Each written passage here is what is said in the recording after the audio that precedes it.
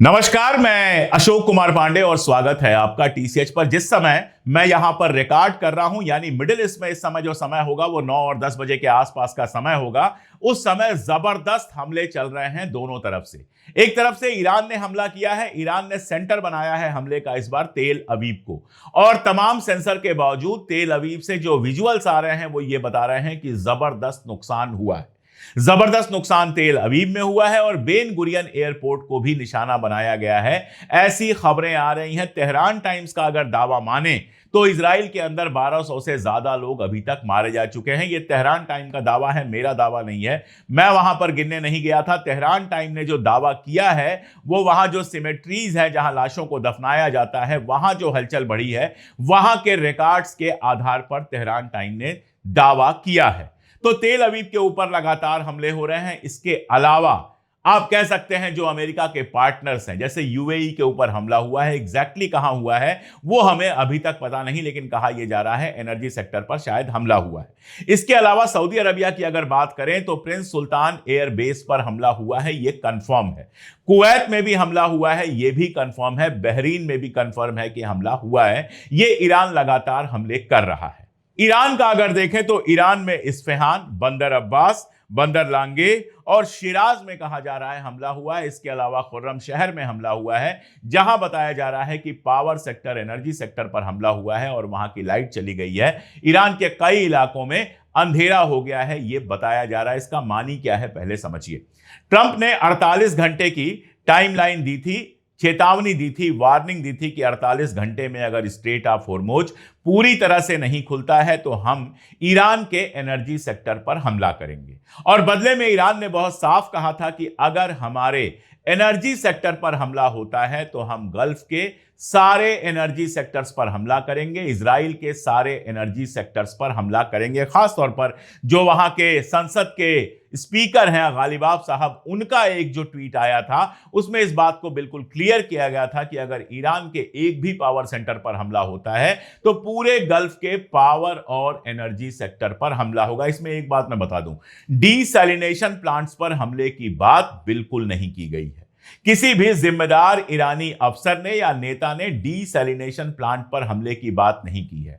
Desalination plant इसलिए important है कि गल्फ कंट्रीज को अगर आप देखेंगे तो 70 से लेकर 90% पानी जो उनका होता है वो समंदर से आता है, खारा पानी होता है, जिस पानी को डीसैलिनेट किया जाता है, खारापन हटाया जाता है और घरों में पानी की सप्लाई की जाती है। तो डीसैलिनेशन प्लांट बंद होने का मतलब यह है कि गल्फ कंट्रीज में पानी की प्रॉब्लम आ जाएगी। ईरान ने कहा है कि हमारा ऐसा कोई इरादा नहीं है। अगर हमारे डीसैलिनेशन प्लांट पर हमला नहीं होगा तो हम इस तरह का कोई हमला नहीं करेंगे। और ईरान ने यह भी आरोप लगाया है कि फॉल्स फ्लैग हो सकता है, यह हो सकता है कि इजराइल और अमेरिका आपके डीसैलिनेशन प्लांट पर हमला कर दें और नाम हमारा लगाएं, जैसा डिएगो गार्सिया को लेकर हुआ। आपको मालूम चल चुका होगा अभी तक कि अब नाटो के जो प्रेसिडेंट हैं उन्होंने भी क्लियर कह दिया है कि हमें इस बात का कोई सबूत नहीं मिला है कि डिएगो गार्सिया के ऊपर ईरान ने हमला किया था। कल नेतन्याहू बाहर आया था जब जबरदस्त नुकसान हुआ था अराद में, आपको पता है, तो नेतन्याहू वहां दिखाई दिया था। अब बहुत सारे लोगों का कहना है बॉडी डबल था, क्या था, मैं उस कंट्रोवर्सी में नहीं पड़ना चाहता। मैं सिर्फ यही कहूंगा कि नेतन्याहू वहां आया था और नेतन्याहू ने वहां से बयान दिया कि देखिए ईरान युद्ध अपराध कर रहा है, वार क्राइम कर रहा है, ईरान हमारे घरों को गिरा रहा है, हमारे लोगों को परेशान कर रहा है, हमारे शहरियों को मार रहा है और सारी दुनिया से अपील की थी कि हमारे साथ आओ। पहली बात तो यह कि अगर ईरान से भिड़ने की ताकत नहीं थी, अमेरिका तुम्हारे साथ है, उसके बावजूद तुम ईरान के मिलिट्री का मुकाबला नहीं कर पा रहे हो, ईरान की मिसाइलें नहीं रोक पा रहे हो, तो तुमको ईरान से लड़ने जाना ही नहीं चाहिए था। और तुम बात करोगे सिविलियन चीजों की, जिसने गजा के अंदर, जिसने लेबनान के अंदर और अब ईरान के अंदर लगातार सिविलियन इलाकों पर हमला किया है। तेहरान से जो वीडियोस आए हैं उनको आप देखिए, किस तरह से रेजिडेंशियल इलाकों पर हमला करके घरों को गिराया गया है। और सिर्फ इतना नहीं, जहां भी ये हमला करते हैं, चाहे वो सीरिया हो, चाहे लेबनान हो, चाहे गजा हो, चाहे ईरान हो, इनका पहला हमला तो हमेशा सिविलियंस पे ही होता है। सबसे पहले किसको मारा गया? खामनेई साहब को मारा गया। खामनेई साहब बंदूक लेके लड़ने वाले सैनिक नहीं थे, सिविलियन लीडर थे। और उसके बाद 165 बच्चियों को मारा गया। तो इस जंग की शुरुआत ही हुई है सिविलियंस की हत्या करके। नेतन्याहू किस मुंह से सिविलियंस की बात कर रहा है? आगे बढ़ने से पहले एक छोटी सी बात जो मैं आपको याद दिलाता रहता हूं, अगर आप वीडियो देख रहे हैं, लगातार देख रहे हैं, वीडियो पसंद आ रहे हैं, तो चैनल को सब्सक्राइब क्यों नहीं किया है? कर लीजिए। और जिन लोगों ने किया है उनका बहुत बहुत शुक्रिया। साथ में अगर आप हमारी ताकत बनना चाहते हैं तो आप हमारी मेंबरशिप ले सकते हैं। स्क्रीन पर आपको एक QR कोड दिख रहा होगा और इसके अलावा पिन कमेंट में, डिस्क्रिप्शन में हमने लिंक दे दिया है। आपका मेंबर बनना, हमारी फैमिली का मेंबर बनना, TCH की फैमिली का मेंबर बनना हमें बहुत ताकत देता है। मैं एक वीडियो देख रहा था जिसमें ईरान की एक महिला खड़ी है, उम्रसरा महिला है, खड़ी हैं, उनका घर गिरा दिया गया है और वो उस घर को देख रही हैं। जो घर जिंदगी भर में हसरतों से बना होता है, उसको अपने सामने टूटते हुए देखना कैसा लगता है, इसकी कल्पना तो मैं भी नहीं कर सकता, मैं भी तसव्वुर नहीं कर सकता कि उस समय दिल में कितना दर्द होता होगा। और वो नेतन्याहू दुनिया से कह रहा है कि हमारे घर गिरा दिए गए। एक और बात मैं आपको बताऊं, खरद और डिमोना ये दोनों न्यूक्लियर सिटीज हैं। उसके पास न्यूक्लियर सेंटर है जहां पर ये सिटीज बसाई गई हैं और इन सिटीज में इंजीनियर्स रहते हैं, न्यूक्लियर साइंटिस्ट रहते हैं और कई लोगों का कहना है कि यहां तैयारी चल रही थी ईरान पर न्यूक्लियर हमले की। मैं इसमें भी नहीं जाऊंगा क्योंकि मेरे पास कोई सबूत नहीं है कि यह सच है या झूठ है। लेकिन जो हमला हुआ वो न्यूक्लियर सेक्टर के पास हुआ, साइंटिस्ट जो थे उन पर हमला हुआ और इसके बावजूद मैं कहूंगा कि नॉर्मल कंडीशंस में इस हमले की भी मैं मजम्मत करता। लेकिन जब इजराइल जैसा दुश्मन आपके सामने है तो आप कुछ और कर नहीं सकते, आपको हमला करना पड़ेगा। कभी सही जगह लगेगा और कभी गलत जगह लगेगा। अब दूसरी बात जिसकी मैं बात कर रहा था कि उसी बात में जो वहां खड़ा होकर कह रहा था नेतन्याहू, उसने कहा कि ईरान से तो ब्रिटेन को भी खतरा है, फ्रांस को भी खतरा है, फला को खतरा है, ढिमका को खतरा है। वहां का एक प्रवक्ता बाकायदा पोस्ट करता है कि अगला पेरिस हो सकता है, रोम हो सकता है, लंदन हो सकता है। वाह, एक फर्जी खबर वॉल स्ट्रीट जर्नल के माध्यम से चलाई गई और उस खबर के आधार पर सबसे मांग कर रहा है कि आओ और जंग में शामिल हो जाओ, क्योंकि अकेले ईरान का मुकाबला करने की इजराइल की हिम्मत ना कभी थी और ना कभी है। इजराइल के एक एक्स प्राइम मिनिस्टर हैं एहूद बराक। एहूद बराक का कल एक बयान आया है, टीवी पर बातचीत कर रहे थे। उस बयान में वो कहते हैं कि हम जानते हैं कि ना तो तुम स्ट्रेट ऑफ हॉर्मुज खुलवा सकते हो, नेतन्याहू से कह रहे हैं कि हम जानते हैं कि ना तो तुम स्ट्रेट ऑफ हॉर्मुज खुलवा सकते हो, ना ईरान की मिसाइल और एटॉमिक पावर को खत्म कर सकते हो, इसलिए प्लीज जनता से झूठ बोलना बंद कर दो। और एहूद बराक तो बड़े आदमी हैं, वहां के एक्स प्राइम मिनिस्टर रहे हैं। इजराइल की जनता के, इजराइल के लोगों के सैकड़ों वीडियो सोशल मीडिया पर हैं जहां वो कह रहे हैं कि नेतन्याहू सिर्फ अपनी गद्दी बचाने के लिए इस जंग में गया है और पूरे इजराइल को उसने ईरानी मिसाइलों के सामने खुला छोड़ दिया है। हम रात रात भर सो नहीं पा रहे हैं, सुबह से शाम तक सिर्फ शेल्टर में भागते फिर रहे हैं। यह फर्क है ईरान और इजराइल में। वहां रोते हुए वीडियोज मिलेंगे और ईरान में आर्मी के लोग पहुंचते हैं एक मां के पास जिसका बेटा शहीद हो गया है और मां वो सुनने के बाद न रोती है, न चीखती है, चुपचाप दुआ करने लगती है, चुपचाप प्रार्थना के पोज में चली जाती है। यह फर्क है इजराइल और ईरान में। ईरान बहुत सारा शॉक बर्दाश्त कर सकता है, इजराइल वो शॉक बर्दाश्त नहीं कर सकता है। तो सवाल बड़ा यह बनता है कि क्या अमेरिका ने पावर सेक्टर पर जो हमला करने के लिए कहा था वो शुरू कर दिया? क्या खुर्रम शहर, तेहरान, शिराज और बंदर अब्बास जैसी जगहों पर जो हमला हुआ है वो पावर सेक्टर पर हमला हुआ है? अभी हम नहीं जानते हैं, ये बात बाहर आ जाएगी। ये शक इसलिए बढ़ रहा है क्योंकि ईरान ने जो आज हमले किए हैं, खासतौर पर गल्फ कंट्रीज में जो हमले किए हैं, वो ज्यादातर एनर्जी सेक्टर्स पर हमले किए हैं। तो अगर ये बात हो गई कि इन्होंने पावर सेक्टर पर हमला किया है तो दुनिया को ऐसे अंधेरे में पहुंचाने वाला ट्रंप राष्ट्रपति बन जाएगा जैसा सेकेंड वर्ल्ड वॉर के बाद कभी नहीं देखा गया। जी, इसका असर सिर्फ गल्फ तक रहेगा ये तो कोई बेवकूफ सोच सकता है। इसका असर सारी दुनिया में जाएगा। ऑयल का प्रोडक्शन अगर बंद हो गया, गैस का प्रोडक्शन तो बंद पड़ा ही हुआ है कतर में लगभग, तो सारी दुनिया में तेल, गैस, इनकी प्राइसेस ही नहीं बढ़ेंगी। जबरदस्त डिप्रेशन आएगा जैसे जैसे पेट्रोल और डीजल की प्राइस ऊपर जाएगी। और एग्जाम्पल देखना है तो देखिए कि भारत का मार्केट खुलता है और खुलते ही 1400 पॉइंट से नीचे चला जाता है। अमेरिका के मार्केट में कहा जा रहा है कि मार्केट खुलेगा तो जबरदस्त तरीके से नीचे जाएगा, पहले ही मिलियंस ऑफ डॉलर क्लीन हो चुके हैं, साफ हो चुके हैं अमेरिका के बाजार से। आज भी जब मार्केट खुलेगा तो वहां यही होने की उम्मीद है। इनसाइडर ट्रेडिंग वगैरह की जो खबरें आ रही हैं, मैं बहुत बड़ा मार्केट एक्सपर्ट नहीं हूं इसलिए उसके बारे में ज्यादा बात नहीं करूंगा, लेकिन जिस तरह की खबरें इनसाइडर ट्रेडिंग वगैरह की आ रही हैं उससे ऐसा लगता है कि मार्केट खुलते ही धड़ाम होने वाला है, डाउ जोन्स का बुरा हाल होने वाला है। यह तो तब है जब अभी ऑयल प्रोडक्शन और गैस प्रोडक्शन रुका नहीं है।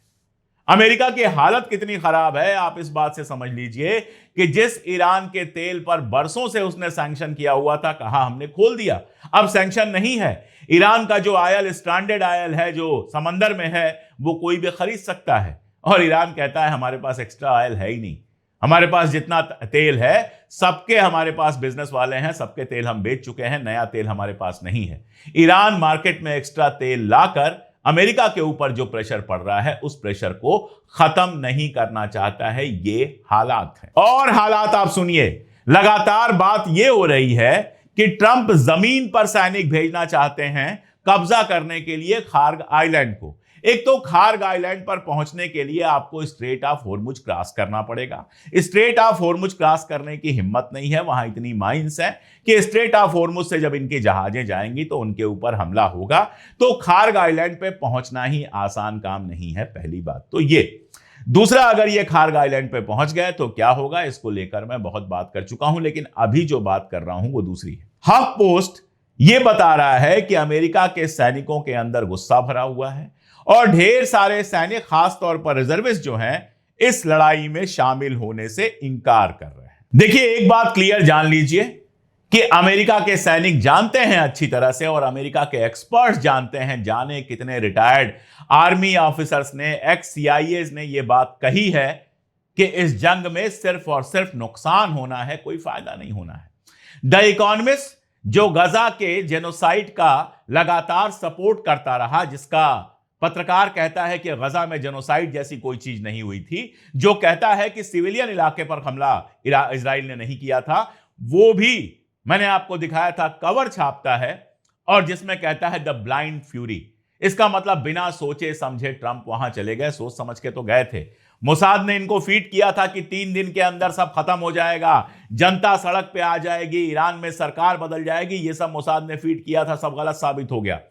आज 15 दिन होने जा रहे हैं, लेकिन ईरान हार मानने वालों में से नहीं दिख रहा है। एक अमेरिकी अखबार में ही एक हेडलाइन छपी थी कि ईरान मिलियंस ऑफ ईयर तक सरेंडर नहीं करने वाला है, दसियों लाख साल तक सरेंडर नहीं करने वाला है। आप लड़ते रहिए, इसका मानी होता है कि चाहे कुछ भी हो जाए ईरान सरेंडर नहीं करेगा। अब ट्रंप पागल हो रहे हैं। ट्रंप ये कह रहे हैं कि ईरान डेड हो चुका है, ईरान मर चुका है। मरा हुआ ईरान आपका जीना हराम करके रखा हुआ है आपके हिसाब से। मरा हुआ ईरान तेल अवीव के अंदर मिसाइलें बरसा रहा है।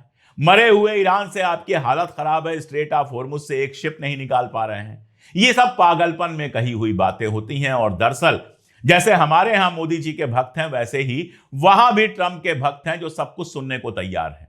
तो उनको सुनाने के लिए है कि हम जीत गए और मर गया ईरान, वरना दुनिया देख रही है कि ईरान न सिर्फ जिंदा है बल्कि आपका जीना हराम करके भी रखा हुआ है।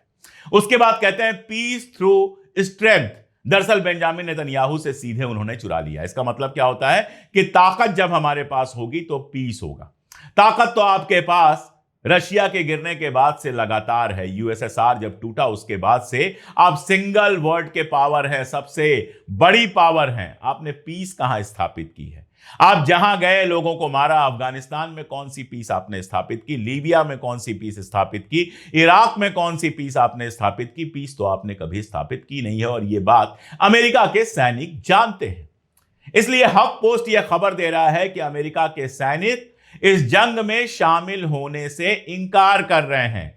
और ट्विटर पर कम से कम 20 महिलाओं को, पुरुषों को मैंने देख लिया जो ये कह रहे हैं कि इस जंग में हम अपने बच्चों को मरने के लिए नहीं भेजेंगे।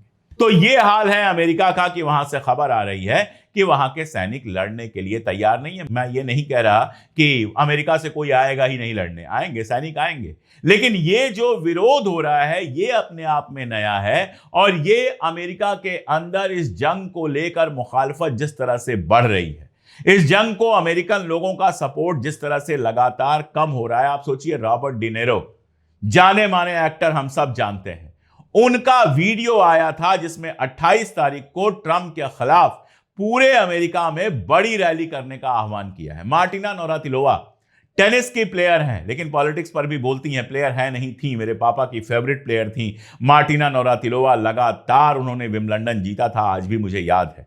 उनके ट्वीट में कल देख रहा था, वो भी इस जंग की मुखालिफत कर रही हैं। तो जितने सेन लोग हैं, जिनके पास अभी दिमाग है, जिन्होंने अपना दिमाग बेच नहीं दिया है, वो इस जंग के मुखालिफ हैं। और यही वजह है कि ट्रंप की जो पॉपुलैरिटी है वो लगातार गड्ढे में जा रही है। और सच कहें तो ट्रंप फंस गया है, उसके पास कोई रास्ता नहीं है। तीन ही रास्ते हो सकते हैं। एक तो ये कि ईरान सरेंडर कर दे और ट्रंप कहे कि हम जीत गए, सारी शर्तें मनवा ले। ये इम्पॉसिबल है। मैंने आपको बताया कि अमेरिका का अखबार कह रहा है कि लाखों बरस तक अगर ये जंग चलेगी तो भी ईरान सरेंडर करने वाला नहीं। किसी ने कल मुझे बताया, मैं नहीं जानता, आप लोग कमेंट में मुझे बताइएगा, कि तस्लीम वर्ड जो है, समर्पण का जो वर्ड होता है, तस्लीम वर्ड जो है, वो पर्शियन में है ही नहीं। तो उनकी भाषा में ही सरेंडर नहीं है, वो सरेंडर कहां से करेंगे? तो पहली कोई दिक्कत ही नहीं है, वो होना ही नहीं है। दूसरा ये है कि समझौता हो जाए, कुछ बातें ईरान की वो मान ले, कुछ बातें ईरान मान ले ट्रंप की। ये भी बहुत मुश्किल है, क्योंकि ईरान की दो शर्तें ऐसी हैं जिससे वो कतई पीछे नहीं हटेगा। पहली शर्त कि ऐसा कानून बने कि दोबारा हमारे ऊपर कोई हमला ना हो सके, और दूसरी शर्त कि हमें मुआवजा चाहिए। पहले 5 बिलियन की बात आई थी, अब $10 बिलियन के मुआवजे की बात चल रही है। ये दोनों बातें ट्रंप नहीं मान सकता, ये मानने का मतलब है हार, और ट्रंप की बातें ईरान कभी नहीं मान सकता। ट्रंप की जो शर्तें थीं, जो जिनेवा के बातचीत में पहुंची थी आगे, कि 0% पे ले आओ यूरेनियम, बैलिस्टिक मिसाइल बनाना बंद करो, हिजबुल्लाह वगैरह को हेल्प करना बंद करो, कतई नहीं मान सकता, किसी हालत में ईरान नहीं मानेगा। इसलिए फिलहाल समझौते की कोई उम्मीद नहीं है। और तीसरा यह हो सकता है कि जहां जंग है वहीं छोड़ दे, बाहर निकल ले और कह दे हम जीत गए। तो उसके बाहर निकलने से भी जंग खत्म नहीं हो जाएगी। ईरान इजराइल पर हमले करता रहेगा, स्ट्रेट ऑफ हॉर्मुज खोलेगा नहीं। इसलिए मामला ऐसा फंसा हुआ है कि अभी यह तो कहा जा सकता है कि जंग रुकने की फिलहाल कोई उम्मीद नहीं है। और यह भी कहा जा सकता है कि ट्रंप इतनी बुरी तरह से फंसा हुआ है, वो सिर्फ ईरान के अंदर घर गिरा सकता है, बाकी सारी चीजें कर सकता है, लेकिन ईरान पर कोई जीत हासिल कर सकता है, इसकी कहीं उम्मीद नहीं है। और इसके उलट ईरान लगातार हमले कर रहा है, और अब यह बयान आया है कि अभी तक तो हम डिफेंस को ज्यादा महत्व दे रहे थे, अब हम ऑफेंस को ज्यादा महत्व देंगे, यानी आपके हमले का वेट नहीं करेंगे, उसके पहले ही हमला करेंगे। और आप ये यकीन जानिए कि इजराइल पर अगर लगातार इस तरह के हमले होते रहे तो इजराइल के लिए मुश्किलात बहुत ज्यादा बढ़ने वाली हैं। इस जंग के और पहलू क्या हैं? किस तरह से यह जंग फैल रही है, किस तरह से दुनिया को बदल रही है, कौन फायदे में है, कौन नुकसान में है, हिंदुस्तान इस जंग के में कहां खड़ा है, और आगे क्या हो सकता है। शाम वाले वीडियोस में कुछ नए फैक्ट के साथ बहुत डिटेल में बात करूंगा। बने रहिए, देखते रहिए हमारे वीडियोस। हम लगातार सबसे सही खबरें आप तक पहुंचाने का वादा निभाते रहेंगे। आज के लिए इतना ही, बहुत शुक्रिया। मैंने YouTube पोस्ट में लिखा था कि स्टैंड इन ईरान वाली टी शर्ट आप खरीद सकते हैं, तो बहुत सारे लोगों ने मुझसे पूछा था कि ये टी शर्ट कैसे खरीद सकते हैं। लिंक तो हमने वहां भी दिया था। इस टी शर्ट को जो मैंने पहनी हुई है, ये अलग अलग कलर, अलग अलग साइजेस में अवेलेबल है, और डिस्क्रिप्शन में हमने इसका लिंक दिया हुआ है। उस लिंक पर जाकर ये और ऐसी ढेर सारी हमारी टी शर्ट्स आप खरीद सकते हैं।